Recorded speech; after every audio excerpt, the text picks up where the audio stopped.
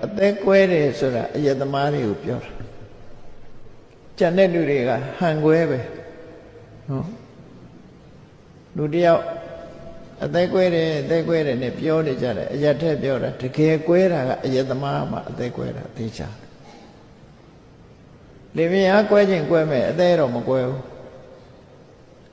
ဒါပေမဲ့လူတွေကထင်တာအဲ့ဒါအသက်ကွဲတယ်လို့ထင်အရက်တော့ရင်တော့ဟုတ်အသက်ကွဲတယ်အရက်တော့ပါများတဲ့အခါကျတော့အသက်မှာဥစီပေါင်းလေးတွေထားလာပြီးတော့အသက်အခြေအနေဆိုးလာပြီးနောက်ဆုံးမှာသွေးတွေပါပြီးပေါက်ထွက်လာအရက်တော့ပါများတော့အရက်ရဲ့အပူကြောင့်အသက်6တယ်တို့အသက်ကင်ဆာတို့ဆိုဖြစ်လာငြုတ်သီးတွေစားလို့ရှိရင်လည်းပဲ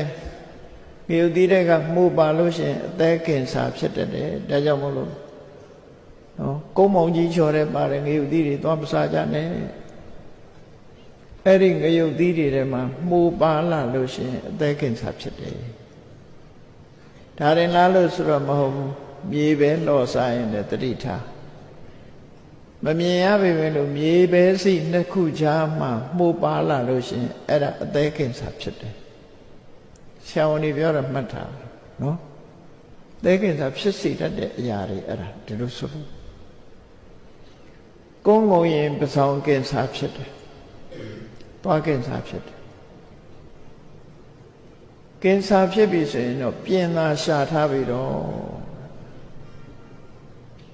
ခုခေတ်တော့ ready made တွေရှိနေတော့မရှာကြမလို့တော့ပေါ့နော် incurable ဆိုခုလို့မရတဲ့ယောဂမျိုးတွေဖြစ်လာအဲ့ဒါကြောင့်မို့လို့ကိုယ့်ကိုတတိနဲ့တမ္ပစင်ညနဲ့ကိုယ်စိတ်လေးကိုလုံးညောင်းစိတ်မလုံလို့ဖြစ်တာလေစိတ်လေးထိန်းလိုက်တာနဲ့အကုန်လုံသွားတာဟုတ်တယ်မို့လားအိမ်ဆိုလို့ရှိရင်နာယံနေပေါက်နေမဲ့မိုးမယူနာယံပေါက်နေတယ်ကြမ်းပေါက်နေတယ်ကိစ္စမရှိသေးဘူးကြမ်းပေါက်ရင်အောက်ကချောင်းကြည့်တာပဲရှိမှာနော်အမိုးပေါက်ရင်တော့မိုးရေရောက်လာလိမ့်မယ်မလုံတော့နာယံပေါက်ရင်လည်းလေမလုံတာပဲရှိတယ်မိုးတော့လုံသေးတယ်အေးလူရဲ့တဏ္ဍမှာဖြစ်တဲ့စိတ်မလုံဘူးဆိုလို့ရှိရင်တော့အဆိုးတရားတွေအကုန်လုံးဝင်လာလိမ့်မယ်အဲ့ဒီအဆိုးတရားတွေကကိုယ်ကောင်းကျိုးပေးမှတခုမှမရှိဘူးပြဿနာမျိုးစုံတက်စီမှာဖြစ်တယ်